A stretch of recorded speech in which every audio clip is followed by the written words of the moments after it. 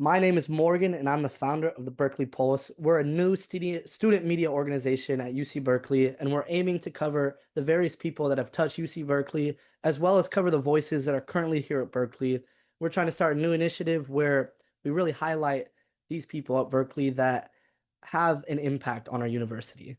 One of those people is Reza, who has created a new podcast, I believe, almost a year ago, or at least a little bit over a year ago, That's called right. Tell the Whole Damn World. And this phrase comes from Ahmad Anderson, who is also your co-host. Just tell me a little bit about you and your connection to the university, as well as how you started your podcast. Wow. Well, gosh. Well, thanks. First off, just super appreciate you inviting me to be on here today, Morgan. And been following you and really impressed that, at such a young age, you're throwing all of this together. So, kudos to you. My hat's off because, I'm a little bit older than you. So it took me a No. long time to kind of figure out what I was meant to do on this planet. But yeah, it's really funny that how it's all come together because truth be told, and I've shared this on the podcast, but I guess it's kind of hard for people to believe, but I was born in Berkeley. My mom went to Cal as a grad student, but she didn't really know that Cal played sports. She was Mm. just a nerd, right? She would just go into classes and all of that. And it really wasn't until I was a student at Cal that I discovered what? Cal plays football, Cal plays basketball, Cal plays all of these amazing sports. And you know how college is a place where you are struggling to kind of find yourself. And I always identified myself as being, a kid in high school who got nothing but straight A's and all that. My whole identity and self worth was really dictated by the grades that I got. And when I got to Cal, very first class I took, I got a B, and my entire life felt like it was crumbling down around me. Like, oh no, if I'm not the smartest kid around, then what's going to become of me?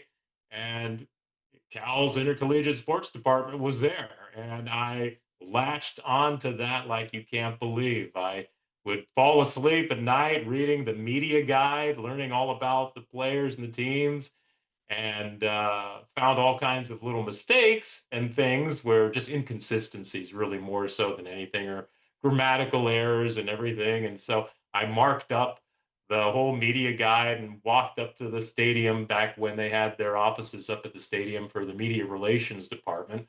And I told them, look, you guys got all kinds of problems here. You need to fix this.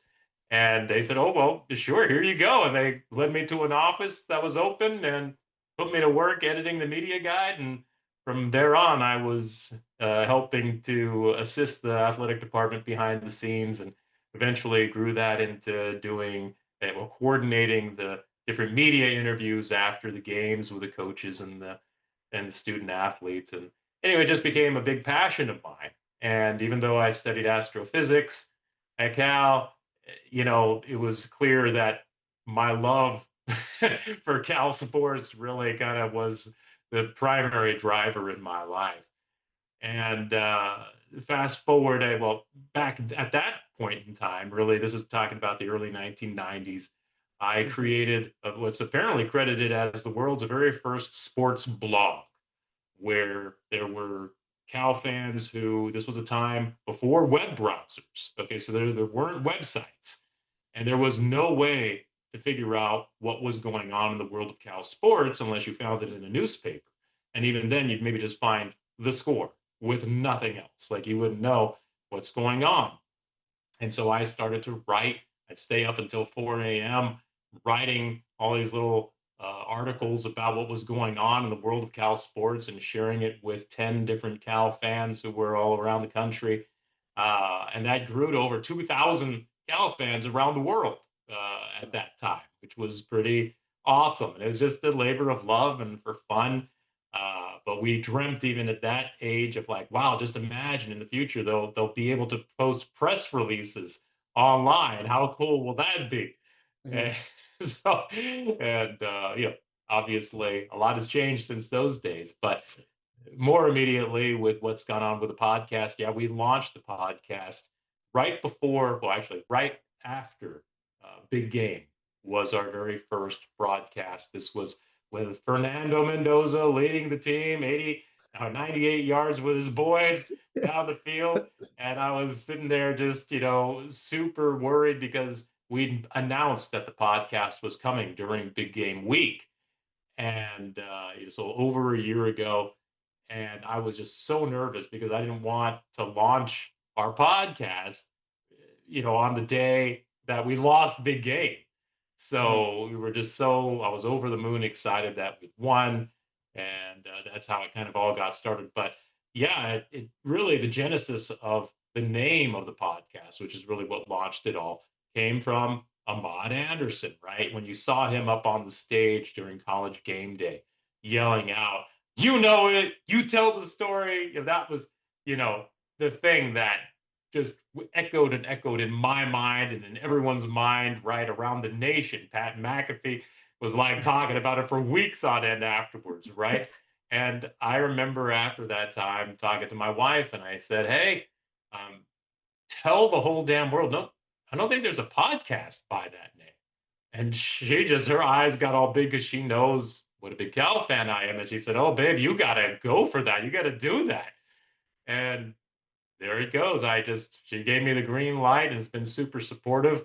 And I did everything it took to get in touch with Ahmad because, of course, Ahmad's the guy who came up with it. So I felt like, I couldn't move forward with that without consulting with him and at least getting his blessing.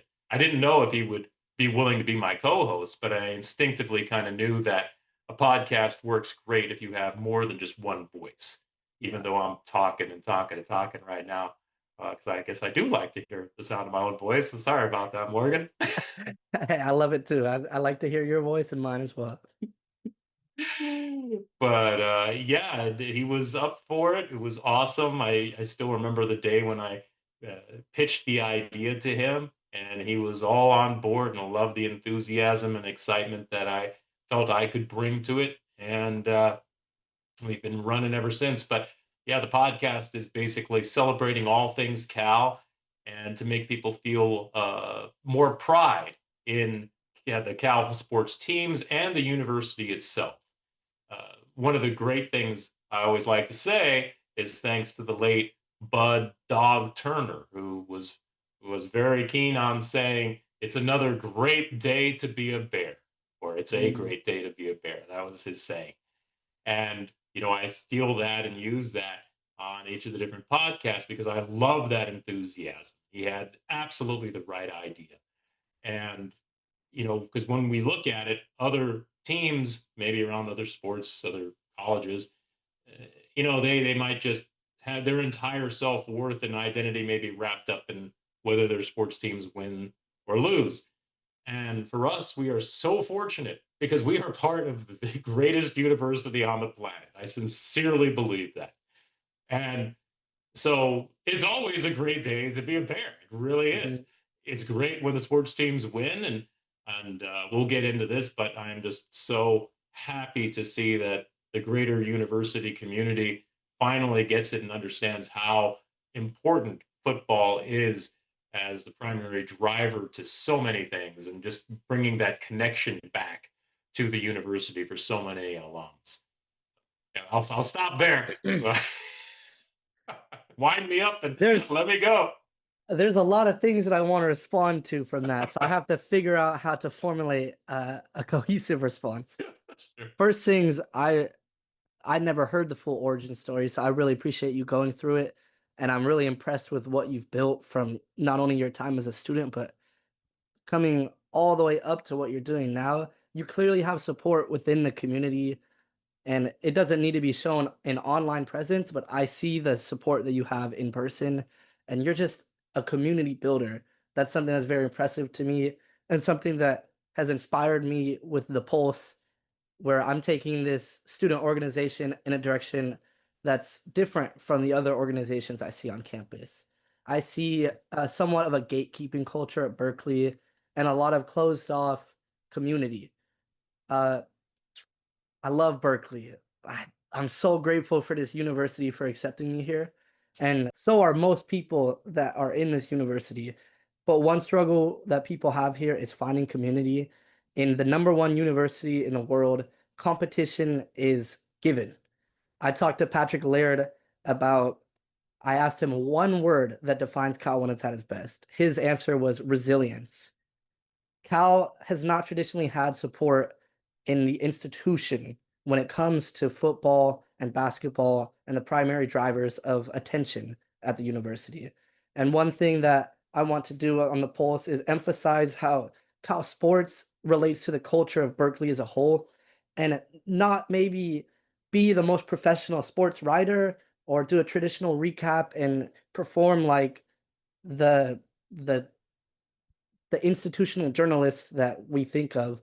I really want to highlight the culture of Berkeley, and starting by talking to you and Patrick Laird and other members of the Cal community, I think is how we're going to align this identity of Cal athletics and Cal academics. Got to say, that's great. I think that's great because, yeah, I mean, historically, when you've looked at it, it seems like the academic side of things and the athletic side of things have been at odds with one another. And they really, there's no reason for them to be at odds. I mean, really, the university is stronger when you are unified and moving in the same direction.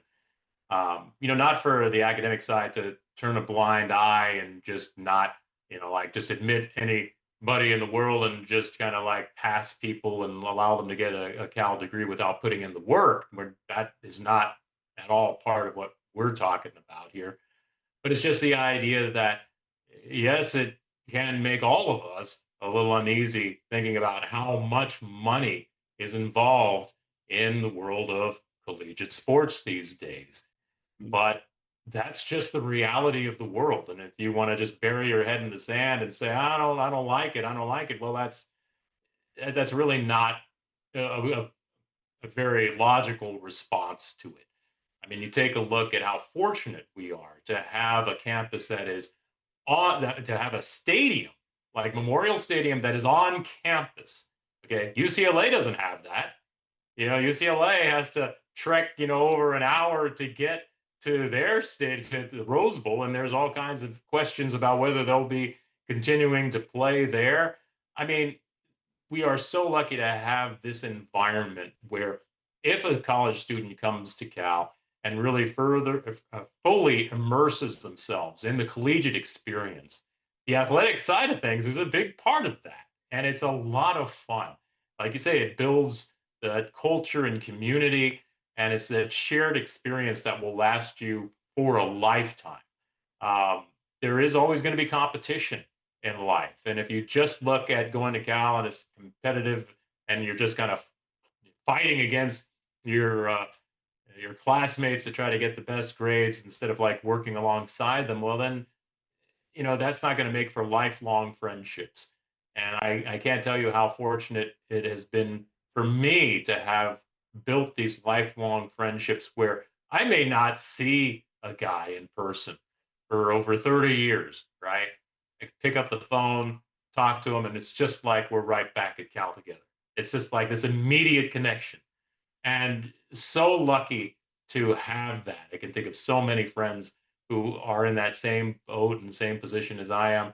And the intercollegiate athletic side of things is a big part of that because when you're rooting for the same team, and I'll tell you that I was never a college sports fan, which is why I didn't even know that Cal played football or basketball or anything like that. It was ridiculous because I grew up right here in the Bay Area. Um, I was a professional sports fan. Grew up a Raiders fan. Then when the Raiders left, became a Niners fan. Then became a Raiders fan again when the Raiders came back. But it's a whole other story. But for me, when I discovered Cal played these sports, it was like, oh my God, this is incredible. And this is the thing I think that struck me the most is that when you come to Berkeley, you see a lot of protests and people who are fighting over different issues and have different opinions when it came to Saturdays, beautiful Saturdays at Memorial Stadium, it was like the whole campus community came together and all were rooting for the Golden Bears to win the game. I just felt like that was just such a beautiful thing to see the Mhm. community that brought together. And here's the thing, which I think we were going to branch into and talk about. Maybe I should let you ask the question, But up until now, it's been something where the university's always taken football and basketball and all these different sports for granted. It's always going to be there one way or another, whether you spend the money on it or not. Well, with conference realignment and all of that, all of a sudden, there was a serious question as to whether or not we're going to be able to continue to have a football program, to have a basketball program. And so that has changed dramatically the university's attitude toward intercollegiate athletics, and especially with Rich Lyons and Ron Rivera, and now Tosh Lupoi. Yeah, but we'll get into that. So So I told you just yesterday. It's hard to believe that that was yesterday. It feels like already a few days ago. Unfortunately, Cal did not come away with the win, but what I saw was, I would say, a valiant effort from a team that looked like they belonged in the conversation well into the game. Cal was up by 13-7 early on, and then Duke went on a 13-0 run, I think, to end the first half. But Cal creeped their way back up. I believe it was 49-49 until Duke just ran away with it. This is kind of a common trend that we've seen in Cal sports recently, is the hope of, we are there. We belong in the conversation with these high-ranking teams, but for some reason there's a closing issue. I'm not sure if that's a culture thing, a talent thing, a money thing. What's your opinion on this that we've seen in Cal basketball and Cal football in recent memory? well, it's interesting you mentioned that. I mean, with culture, it's hard to develop and to kind of have a culture if you have a revolving door with your players every year. One of the things that my friends and I lament is the idea that, like, for instance, we were fortunate enough to have Jerome Randall on our pregame Congrats. episode that we did before the Duke game the other day at Alumni House, and I mean, he's an example of a guy who came to Cal, and he was he wasn't the most highly regarded guy in the world, not by any stretch, but you could see his evolution from the time when he was a freshman to when he was a senior and how he grew. And that guy just bleeds blue and gold. There's no question about it, right? He stayed all 4 years and he put in all the work. And I worry about really establishing and kind of being able to maintain a culture if you constantly have players who are leaving for what they may feel are greener pastures somewhere else on a yearly basis. That's a Yeah. real problem. So the whole sport has really become very transactional, and that's an issue then because well, in some ways it simplifies things because on any given year, if you if the university simply decides, hey, we're going to make this a priority and we're going to fund it and just do whatever it takes to make sure that we get the best players, because you can basically buy the best players. So if the university decides that's what they're going to do, then they'll have a great team. If they don't do that, you're going to have a huge talent disparity, and it's highly unlikely you're going to be competitive with those other teams. So Duke is kind of an interesting situation because, of course, they have an outstanding legacy of having great teams, and the university has made it a priority to continue that legacy by funding it. So we're not quite there yet with basketball. I honestly do believe that the university is taking the right approach because, as much as we may all be basketball fans, football is absolutely the number one. It's the 800-pound gorilla, and that has to get done right. And for far too Mhm. many years, we have not funded football adequately and given it all the resources and everything that was necessary to field truly competitive teams. And you can see that now with Tosh Lupoi and this whole changing of things where it's going to change. You can feel it. We're going to have a damn good team next year. You can just feel it. It's going to happen for sure. And if it didn't, it would be like a complete shock, I think, to everybody that, oh my God, we didn't. It's like everywhere you look, we are getting higher caliber players at every position. No Mhm. offense to the guys who are choosing to leave. It's just like, wow. So we could do that in basketball too. But I do believe that the universities doing things in the right order, that you, because football is in question. If we are not invited to continue with a quote unquote super conference of the teams that are considered to take football seriously, then you're going to be relegated and end up like Oregon State and Washington State. And we definitely don't want that to happen. So, Mhm. uh, yeah, football is, it's got to be taken care of first and foremost. And once that is turned into the power that we all believe it can be, then I do believe basketball will be the next one up to get that kind of funding, and we'll return to having great, great, great teams in basketball. So, yeah, last night I really wasn't surprised by the outcome. I was actually really happy to see that through 32 minutes, our guys really played them very tough and really good defense. I think they Mhm. scored 71 points and they came in averaging 87. So they did a good job. Just, shots weren't falling, and that's difficult. But, they gave a good effort. But it just, in basketball, almost more so than almost any other sport, I think it does, talent will determine a lot.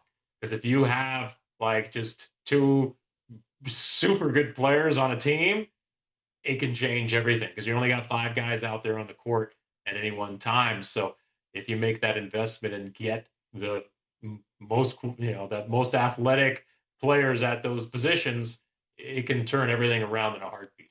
And this season, to be fair, I mean, we've turned things around dramatically, and we're on our way to the postseason for sure, which is a great, you know, it's a great step in the right direction.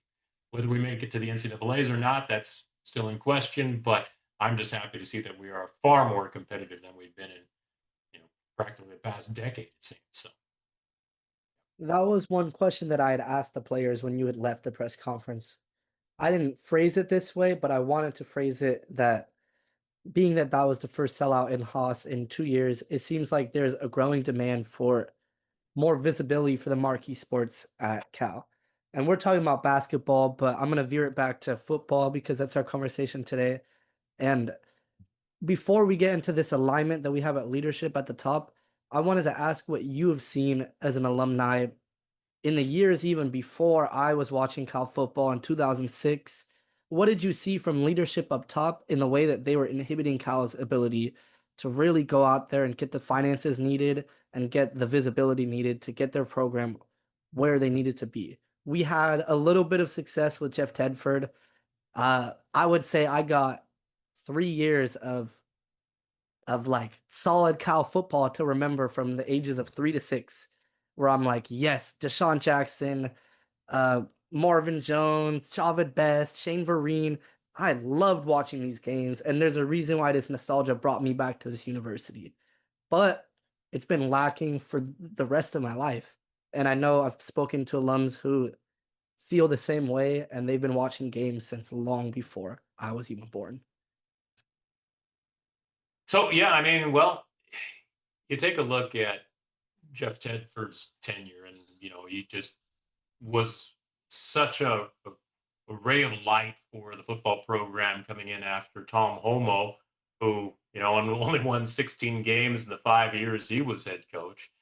Um, so he came in with a fresh attitude, and he was a real taskmaster to hear it from some of the players. I mean, he really demanded excellence from the players and was fortunate just by luck of the recruits that he was able to draw in to field extremely good teams, because there's a lot that Cal can sell to recruits around the country.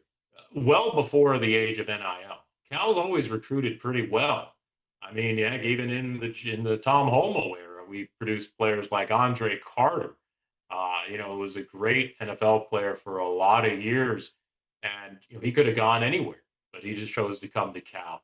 So because you walk away with the greatest degree in the country, and like people say, it's a 40-year decision as opposed to just a 4-year decision, because eventually your playing career will be over.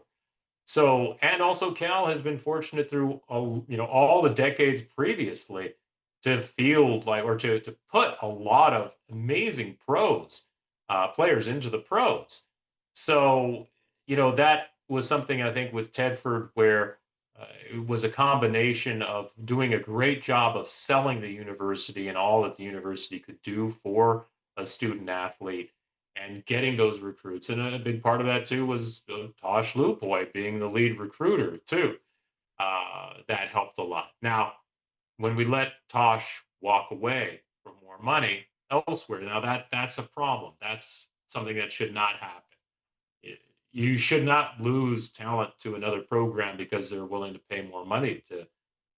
That's something that Cal used to allow to happen because, again, they just didn't take football as seriously as it needs to be taken. So I don't think we're going to make that mistake again this time. Tosh wins big, and we continue to win big. I think it's similar to what you saw with Signetti there at Indiana. It's like, okay, whatever, write your check, like however much it takes, we're keeping this going. So, I think there's been a big shift in that attitude. And back in that era too, with Tedford, unfortunately, I think the academic side of things slipped, and the student athletes weren't graduating on time, and but that all kind of went in hand with what the university's done to further bolster things with the Simpson Institute and all of the programs that are designed to help student athletes. Because you got to imagine, I mean, heck, I was just a student at Cal, right? And sure, I helped out with the athletic department behind the scenes, but I had a heck of a hard time making it through there with a degree. I can't imagine handling a sport and everything that involves, and being a student and getting your degree. Mhm. So there's programs that are now in place at Cal that will help make it a lot easier for student athletes to get that degree to do the work that's needed, so that they're not falling on hard times academically. So there's been a lot of things that have shifted and changed since those days of Tedford. Sorry, I got my little kitty cat here, or my daughter's cat, who's likes to join us on stage sometimes. You Oh, want to say hi, let Coco? me see the little cat. You want to say hi, Coco? Coco, I promise I like cats too, although I have a dog. I was always a dog guy until this little guy came into our. Oh, he's walking that way. That's fine. One thing with cats, you can't really control them much. Just Yeah, have to let dogs them you do just what they call got to do. them. Yeah. Right. I love when I can get a cat to just rub its head on my hand. That's like Oh yeah. it's a really big win. Harder with cats than dogs for some reason. They have their own minds. Yeah. Well, one thing that I heard a lot about of was at the top end, not only at the chancellor level, well, maybe not so much at the chancellor level, but it was who the chancellors were appointing under them to run athletics. We had Sandy Barber, who I don't know exactly what I've heard, but I know it wasn't very positive in the end of focusing on our marquee sports. What do you remember from her Um, time as a leader? I don't know about that, to be honest with you. I mean, I guess just, comparatively speaking, we had some pretty good success with Sandy as our athletic director. It's I'm in an interesting position where I am, associated with the athletic department to some degree, as a volunteer for all those years, but I'm also not close enough to really truly be able to give you my estimation of how they may be doing in their jobs. Quite honestly, Mhm, I think there's a lot of variables that go into all of this, and it comes from. It's not only the chancellor. I mean, we are part of the University of California system. So as much as UC Berkeley, is the flagship of the University of California system, we are only a part of it. And so it really goes down to the office of the president. And that's a whole another thing. So, there's layers upon layers. And I think, you know, when UCLA decided to skip town and help destroy the Pac 12, right? I think the regents for the University of California system did not like that. I mean, like, hey, you didn't ask for permission, you just went and did that. And that's why they have to fork over $10 million a year to Cal because of the damage that was done by doing that. But I do believe that the regents understand and see the value of athletics, and I think that for far too long it's kind of they've UCLA kind of more strongly has identified historically as being the campus where they field outstanding sports teams. Uh, but Cal, like, hello, Cal is here, and in fact, I'd say that Cal's trajectory is much brighter than UCLA's is for sure these days. I mean, they're competing in the Big Ten and having a tough time of it, and yeah, I don't know what to say about them, but to get back around to the questions about athletic directors and stuff, I mean, they can only do what they can do given their circumstances and different periods of time, different people. I mean, I don't think I've seen an athletic director who has, completely, fallen down and hasn't done at least some good things for the university for sure. Questions could be made over the length of contracts potentially and things like that because people like to see fresh starts and just new faces sometimes and all of that. But no, I do feel like each athletic director who's come through has at least done something good for the university for sure. So Sorry when about that. Chancellor Lyons came in as a new chancellor for UC Berkeley, what was your initial reaction, and did you anticipate what we're seeing now? Yeah, I was thrilled right from the get go because I had known of him, and he certainly is everything that I think we all had hoped he would be.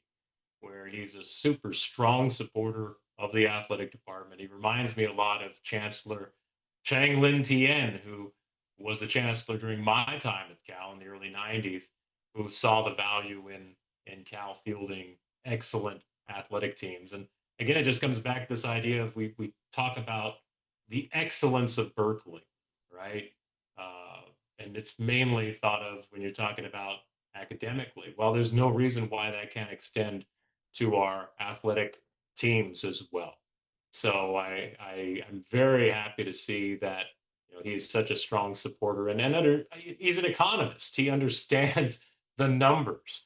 A friend of mine who's from the SEC had said that there was an old Southern football coach who I guess it was the University of Georgia maybe at one point in time, and the president of the university down there had the football coach over and said, hey, I don't know, you got to understand that if the University of Georgia is a house, then there's no place for football in this house.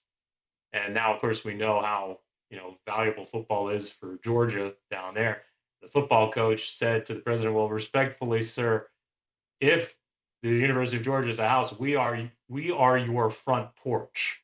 In other words, we're the ones who are bringing all the people from the community to that academic institution Mhm. and bonding people and all of that." So, they understood all this in the Southeast Conference well before we finally figured it out over here on the West Coast, I guess. It's really interesting that you use that phrase because when I had my conversation with Laird, he also reiterated that phrase and attributed it to Ron Rivera.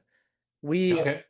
we are seeing ideally a culture change in not only the locker room but at the higher level leadership in the institutions at Berkeley. Ron Rivera is a big part of that. What do you think about the alignment that we have between Chancellor Lyons, Ron Rivera, and Tosh Lupoi? And how will we see that result end up on the field next year?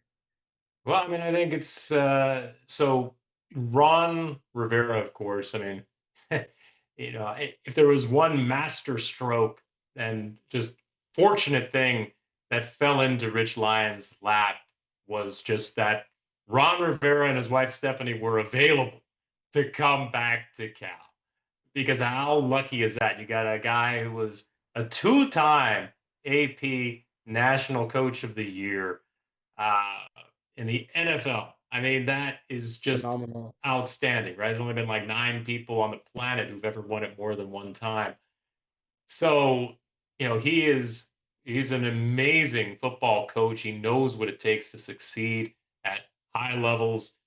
And you got the way that college football is working these days is you do need a general manager. In the past, maybe you didn't need this position, but given the player movements and figuring out the values of players, like it's like a player personnel director, essentially at the GM handles figuring out which players the football coach gets to field on the team.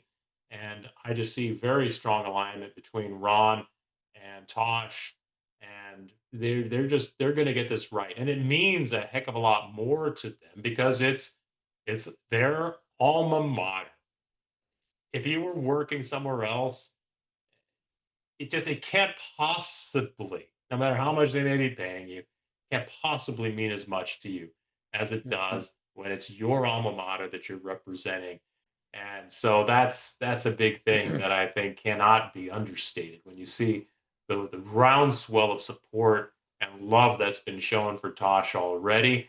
And yeah, I have sky high expectations for what he'll be able to do as a football coach.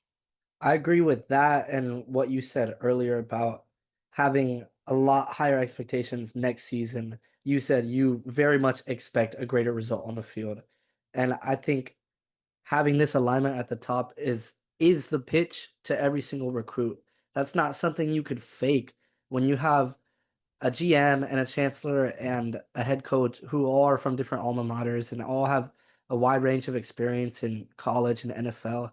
They can pitch the school in a way that's unique to them, but Right. this is literally three people that lived in Berkeley, understand what the degree means, played on the field at Berkeley, and understand what the student athlete identity means. It's just very interesting to me to see this develop, especially as a third year transfer who gets to watch Cal play for 2 years. I have watched Justin Wilcox be our coach for 9 years, and I'm very disappointed in the result that we've seen, although I liked him as a head coach. But what we're seeing develop in Berkeley right now feels like an entire cultural shift. That's right. I mean, and Wilcox, to his credit, I mean, like I mentioned to another friend the other day, is Wilcox kept the bottom from dropping out, Hmm. which is very, I mean, you would think that actually should have happened numerous times with COVID happening to Cal and the way that the whole Berkeley community kind of reacted to COVID, much stronger actions taken than other places. And you take a look at just everything with NIL and how that's shifted the landscape and not getting the same kind of resources thrown his way to have really changed and turned things around. So, you know, most times coaches get shown the door if you bottom out and you win only 2 or 3 games in a season. And that never happened with Hmm. Wilcox. So, and he was able, like, it's this idea of building a foundation and building upon that foundation. And what Wilcox was able to do, I think, was certainly admirable and really good for the program because it's given Tosh a real platform from which to just like he could just turn it around. Like it's not like we only won 3 games the previous year. It's like, oh, we won 7 games last year. It's like, okay, so expectations are going to be higher than 7 games for this next Hmm. season, right? So that already is going to make everybody feel pretty good about things. And hey, I see what's happening in the world of college sports, and it seems like everyone has been saying it for the longest time that Cal is a sleeping giant that just never was fully awakened, and we are finally fully awakened.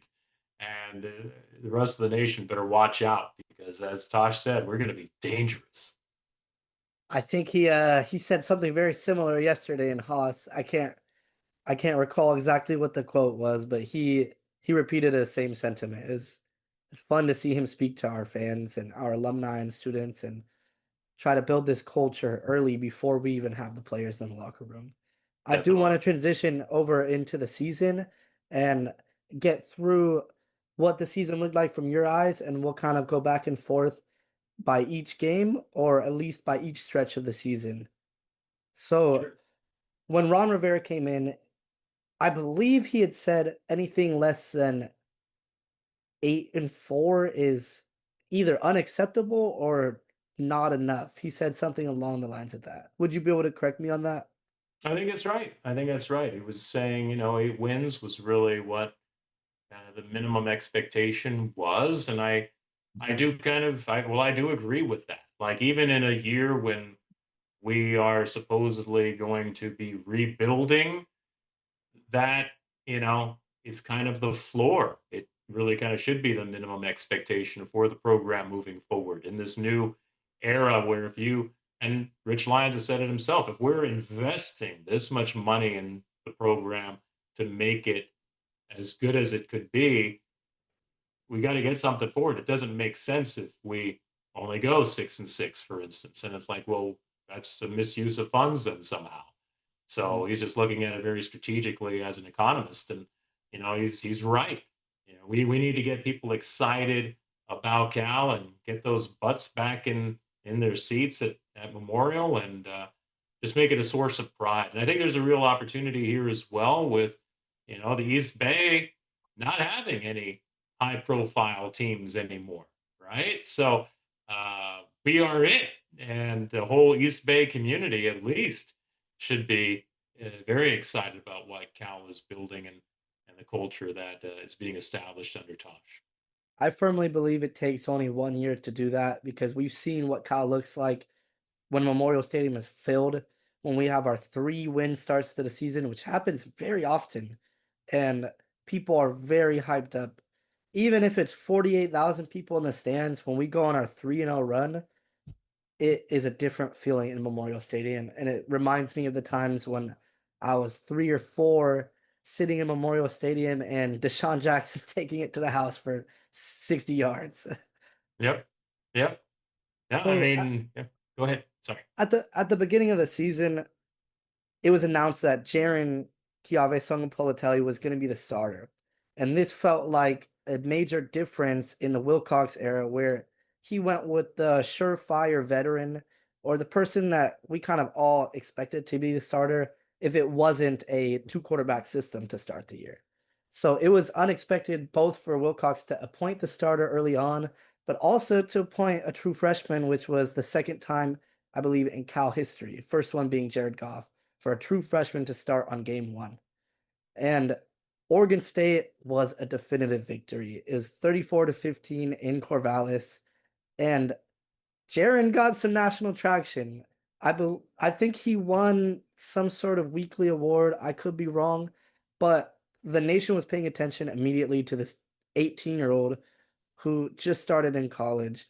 Can you talk about your experience during that game? Well, yeah. I mean, it's funny that everybody's always a little nervous heading into that first game of the season, especially when you have so many question marks. And I was super confident heading into that game. And as you probably can tell, I'm usually a pretty optimistic kind of guy anyway, but I had no doubt that we were going to win that game. And, now you look back at it and you're like, well, yeah, of course we were going to win that game, but I just had no doubt about it. And there is something extremely special about Jaron um, as a quarterback and a young man and how he approaches the game, and probably in large part thanks to his upbringing with his parents and the Hawaii culture and all of that. But um, he's able to focus, and make these because he's got such incredible talent, which is just incredible to see. But yeah, the game itself, I you know, it definitely put Cal like right back on the radar, where everyone was like so down after having lost Fernando, right? And the manner in which he ended up leaving and all of that. And then to get this new young kid just come in and just knock everyone's socks off. Um, that's I think part of what makes Jaron such a special part of the Cal community already. I mean, he's basically a legend already, like a living legend. He's like A little, this yeah. this kid is just like what he's you know, and everybody loves the guy. He's just got such a great personality. I've had the opportunity to talk to him and with some members of his family, and he's just you just there are certain people in this world you meet who are just surrounded by an aura like of just goodness and positivity, and that is perfectly describes Jared. He's gonna have all kinds of money and all kinds of success in his life. Is just no question you can kind of see that future road just just raveling or not unraveling, but just being set forth in front of him. And I'm just so extremely excited that he's recommitted and going to be at Cal for this next season. And yeah, I mean, if you want to talk about the season as a whole, like in the first part of the season, I mean, I think things were going great until I don't know what the heck happened with San Diego State, and Whew. then I was like, oh my goodness, and you know, I don't I've tried to figure that out a number of different times, a number of different ways, and I all I can say is that when we went for it on that first drive on 4th and 1 or whatever from right outside the goal line and we didn't get it, that wasn't that's okay. That's okay to have let happen. Like that, you're gonna get the ball back as long as you hold them down on that end of the field because they have to start right there from the 1 when they get the ball if they stop us on 4th down. But that's not what happened. They got out of that mess, and that's the inflection point that I think turned that whole game around, where they started to believe in themselves, and everything turned negative for Cal. So, that's where things you kind of saw like, uh-oh. But yeah, I mean, it's indicative, I think, of what we've seen throughout Wilcox's career, where there are games that make you just scratch your head and you're like, well, how did that happen? Kind of a thing. That might And have been the most confusing one, right, honestly. right. Because yeah, they did have a good season after all. San Diego State, that is. But I still think like 9 times out of 10, Cal should have won that game. It is just this real strange anomaly of what the heck happened on that given evening. One thing Um, about the season overall that interests me is that the identity of Cal as a defensive team under Wilcox, it was apparent when Sonny Dykes transitioned into Justin Wilcox's team that this defense was legit. We were the takers immediately. We had guys like Jordan Kanashik and Evan Weaver who really set the tone on defense. And this recent year, we had Kedu Luave and Hezekiah Masses and guys that were flying around the ball. But for some reason, it seemed like our defensive identity wasn't there. How do you think Tosh's defensive identity as a coach will change the Cal's defense, other well, than just the Tosh, talent level? yeah, well, Tosh is a former defensive lineman, and you may have heard it on our podcast when we were fortunate enough to interview Jeff MacArthur, and they were roommates together, and they used to have voluntary workouts at like I don't know, it was 4:30 or 5 a.m. in the morning. So they were roommates. So Tosh would knock on Jeff's door at like 4:30 and says, "Come on, man, we got to go to workout." And Jeff was like, it's voluntary, man. Like, why? I'm not gonna go work out if it's voluntary. And Tosh is like, there's no such thing as voluntary. He's gonna put in the work. And so you can see that just by all of us Cal fans seeing what he's already been doing for Cal. I mean, it's just been outstanding, right? When you see the recruits that he's been able to bring in while being defensive coordinator at Oregon. And, I truly, truly feel like teams reflect the, the coach themselves, the attitude and the work ethic that a coach brings. And Tosh is all about putting in that work. And there's a certain intensity to Tosh Lupoi that I've seen in the times that I've met him. whether it was when I was behind the scenes, just helping to organize some of these interviews with him as a player, or now that he's a full grown man with a family, and you see it in his eyes when he looks at you. He's like just looking right through you. It's like, Shh, this dude means business. Like, he's just all about getting things done. And that's why I think Ron Rivera was perfectly willing to entrust him with being the head coach at Cal, because he could see that same quality in him. That he's like, either you've got that or you don't. It's kind of as simple as that. Yeah, I'm not that guy. I'm always going to be quick with a laugh and a smile, and he may just stare at you and you know, a drill sergeant, and and like that guy's a head coach. Like, Those press conferences will be interesting. right, right. Let's get into the middle of the season where we got past that San Diego State game, which was uh, we could leave it at the fact that it made no sense to most people. And we came back with a win against Boston College. This was at Boston College, and we won by 4 points, 28-24.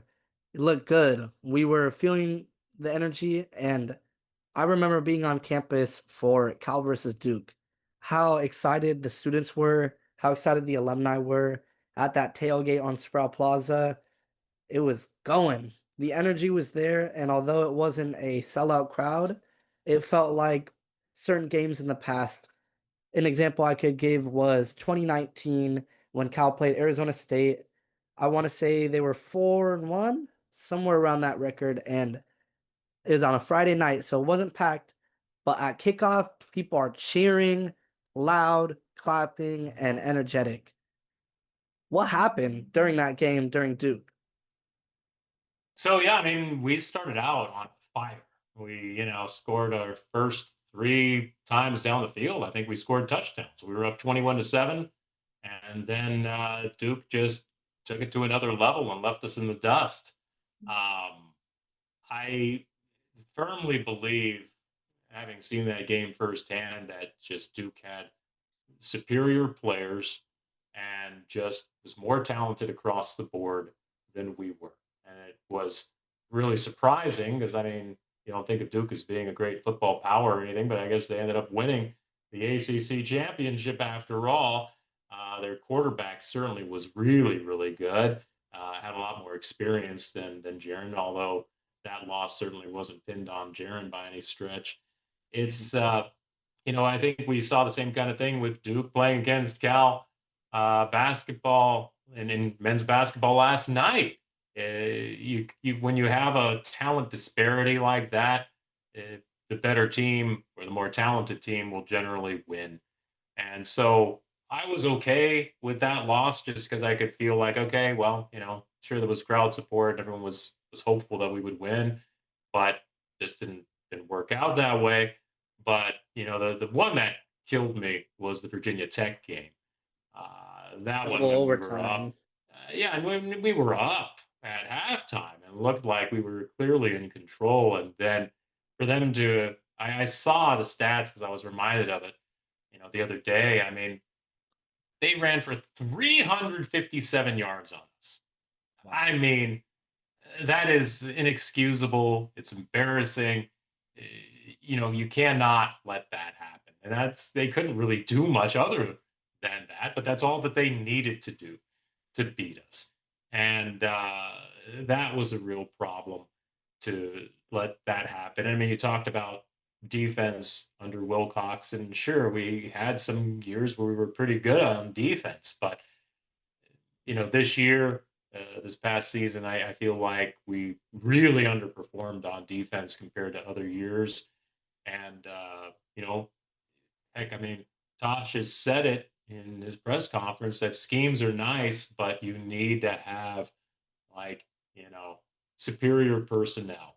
Yeah, and it's asking a lot when our line is getting blown up and the offensive line is pushing, us back, and we're playing on our heels all the time. It makes it really hard for a defense. And not to say anything negative about the effort, because I did see effort from our guys, but it's hard when you've got bigger physically, more athletic guys who are competing against you, and there's only so much you can do on the football field. So that's why I'm so happy to see what Tosh is doing by giving us at least a puncher's chance by getting the players that are needed to be able to really compete on the football Mhm. So the rest of the season, we dropped some games, got some games that maybe it seemed unlikely that we were going to win. For field. sure, that stretch during Virginia Tech was disappointing. We had a very similar stretch at the away uh, last week for basketball. But if we're sticking to the topic of football, we got that win versus Louisville in overtime, which is Yep. great. Ranked Louisville as well.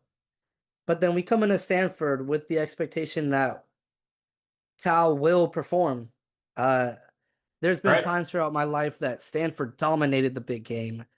I want to say 8 years or so where they won Oh yeah. until Chase Garbers came back and got the axe back for us, and we've maintained control for a while since then. So going into Stanford, seeing the Cal reception and going there to experience it as a student was an amazing experience. But then basically 10 minutes into the game, everyone knew what was up. It was just very disappointing to see. And I think more so than the record, it was that type of loss that was the driving Right. force behind Wilcox being fired. What can Yeah. you say you were thinking right after the game, and did you really expect that to happen the next day? Yeah. Yeah, the manner in which we lost, I felt like it was without question that that decision was going to happen. Mm, It would have been really interesting to see what might have happened if we had won against Louisville, Stanford, and SMU to close the season, because then we would have had 8 wins, which would have been something. And 8-4, it might be really hard to make a coaching change that a lot of the fans have been clamoring for. mhm, And you still have the acts and all kinds of things. So, I mean, here's the way I guess I look at it is that when you take a look at kind of the malaise of people who have been clamoring for change for the longest time in our football program. Again, this doesn't take away anything from Justin Wilcox, but sometimes a change is just needed. Sometimes you just need to get fresh energy and something new. And I think when you take a look at Tosh Lupoi coming on the scene now, and all of the excitement that's building around him, and all the donors who are obviously opening up their pocketbooks and paying whatever it takes to make Cal great. I mean, I guess we probably owe Stanford some thanks for having beaten us the way that they beat us and taken the axe for a year, but they can just 1 year. That's all right. We'll get it back this next year. I don't have any doubt about that. mhm. I agree. At home too, it's gonna be a welcome reception, homecoming for Tosh Lupoi. Oh, that's right. That's right. One thing that Lupoi did great was he kept Nick Rolovich, who is a culture fit at Cal. He has that Hawaii connection, and a lot of the guys on the team also have that Hawaii connection, that Islander kind of vibe to them. And keeping Rolovich was important because this guy was a former head coach and was very successful at it. He took over as an interim and did a great job with SMU to finish the year on a good note.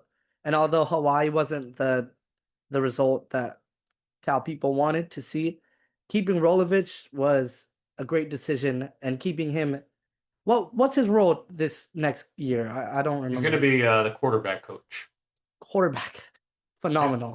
Yep. So Jaron has somebody in his corner that he knows he can trust, that he's been working with already for a year.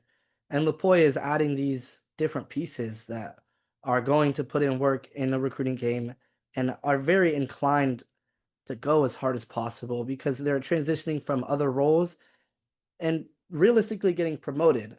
These are people that are coming from position coaches in the NFL or in NCAA, and they're now being promoted to coordinator or higher level position coaches. So they have a major reason as youngsters to really come out here and flash and shine. And what we're seeing on the recruiting end, we could attribute a lot of that to Tosh Lupoi. I'm just really curious to see how much these position coaches will do their job in recruiting. We've seen three running backs Right. come in already, one of which is from Washington, and this guy looks really exciting. I Yep. think there's been three commits from wide receivers, at least two of which are 4 stars, one of which was a 4 star last year as a true freshman, one of which is a 4 star transfer. Another one, I believe, is up there at the 4 star level. I know 247 likes to knock down rankings when people commit to Cal. Yeah, I Crazy. mean, who knows? Whatever. I mean, I don't get caught up too much in the rankings, to be honest with you. I mean, all I see is proven experience and Mhm. guys who are, I do believe that Cal has been able to identify the players who are going to come in who are eager to make their mark and turn Cal around and turn us into a power. Especially when you have the opportunity to play with someone like Jaron. I mean, what wide receiver doesn't want to play with Jaron? You play with Jaron, you could be writing your ticket to the NFL because Mhm. he's just that good, right? And this guy's a generational talent that we're so fortunate to have. And I think that's the big thing. You keep Jaron, you do whatever it takes to keep Jaron, you build the team around him, and that's exactly what we're doing. And these other position coaches, like you said, they all seem like they're top-notch recruiters too. So it's all part of talent acquisition, as Tosh said. And you get the talent, and then you coach them up. And it's like my co-host Ahmad says, coaches coach, but players play, and we need players who can make plays. Um, it's you got to have that combination of being able to put in the effort to work hard and having that work ethic and have the talent. And if you have both of those things, then you're going to be a stellar player. So I again coming back to this idea that teams will often emulate uh, the coach themselves, and you see Tosh Lupoi as this hard worker, as this guy who puts in the effort. I think that rubs off on the rest of the team, and so you get superior talent that's able to work hard. That's a pretty good combination. I mean, that's right there. I just think like I really think like we are all of a sudden a really, really, really damn good team. We still have some pieces to fill out on defense, given the number of linebackers who've left, and we may pick up another Mhm. couple of defensive linemen as well.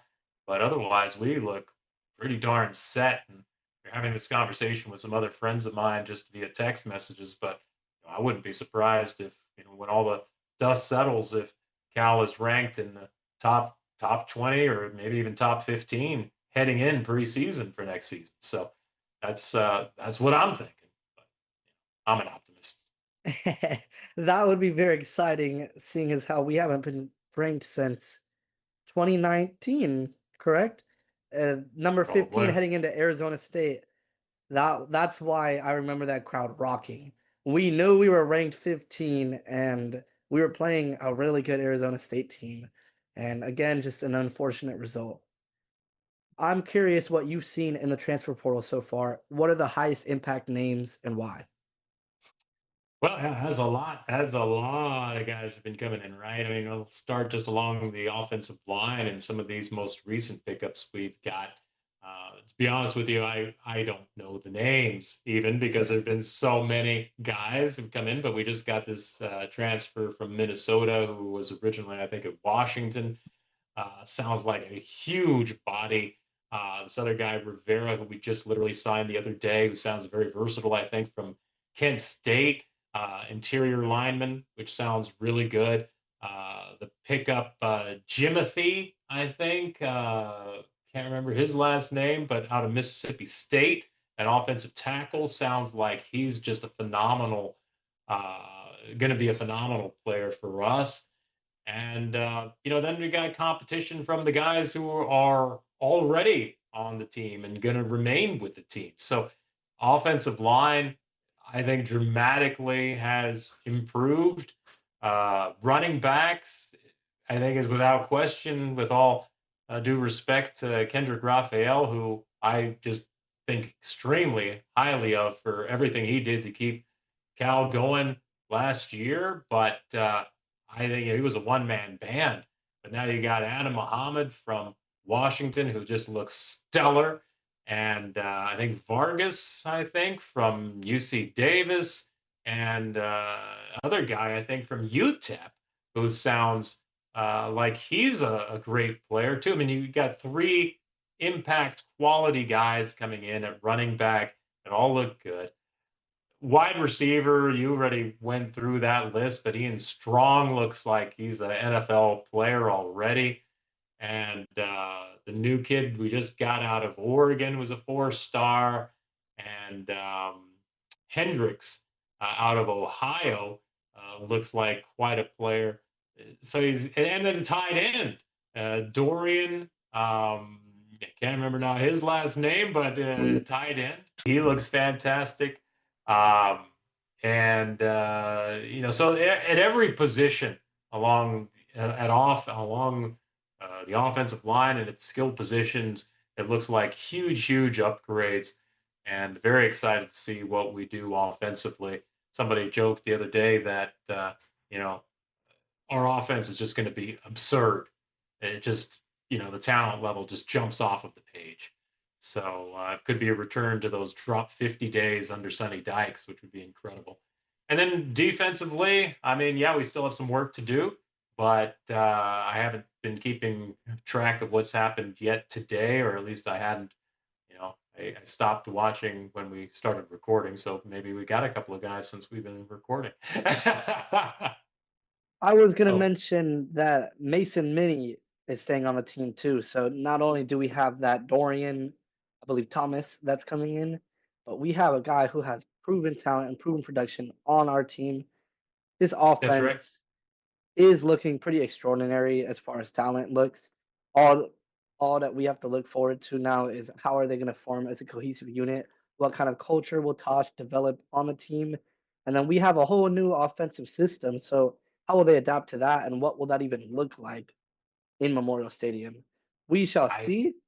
shall see. I don't know enough to be honest with you. But I do love the idea of having two quality tight ends, because throwing two tight end formations at a defense is likely to give Jaron at least somebody who's going to be open. I mean, if you're matching our tight ends against linebackers trying to cover them, and they both are extremely gifted as receivers, I think without question we're gonna be able to move the chains this season without question. So yeah, I couldn't be more excited about I have one final closing it. question. I want your far too early record prediction for next year. Yeah. I don't know. I don't really do that, to be honest with you, because I don't want to put the pressure on everybody.